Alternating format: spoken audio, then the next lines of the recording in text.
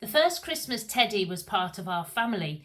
We wanted to make it special for him as well as for us. He had just turned 2 a few months earlier and was pretty active. I remember coming home after the 11 p.m. Christmas Eve communion service to spend the next few hours putting together a tricycle and a red wagon to be his big present. You can imagine the scene. The lights on the tree gently glowing, Christmas carols playing softly in the background, while I sing or hum along as the process goes smoothly. Of course, that is only in one's imagination. The reality was much harder and filled with words that the angelic chorus would never utter. But the joy on Teddy's face a few hours later made it all worthwhile.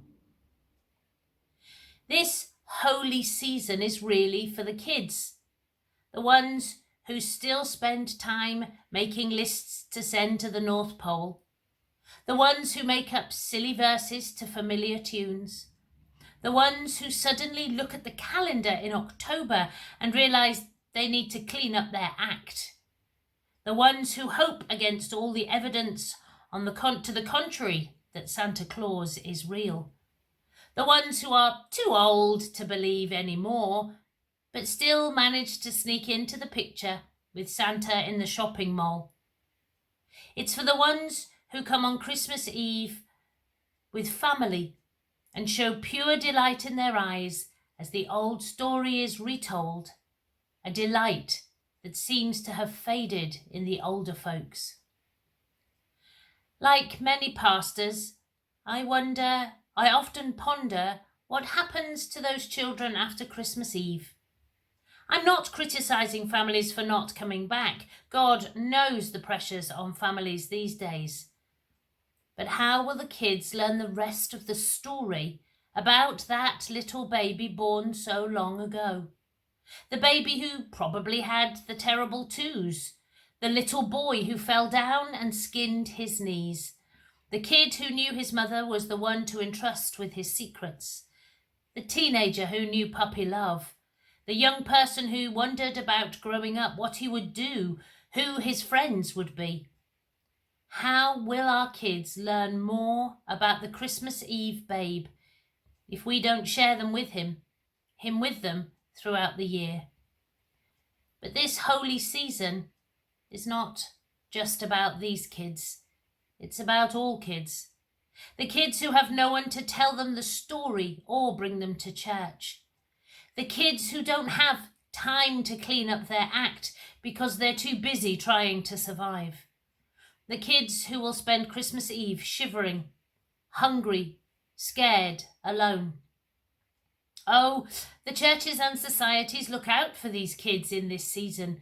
We fill boxes with food for families.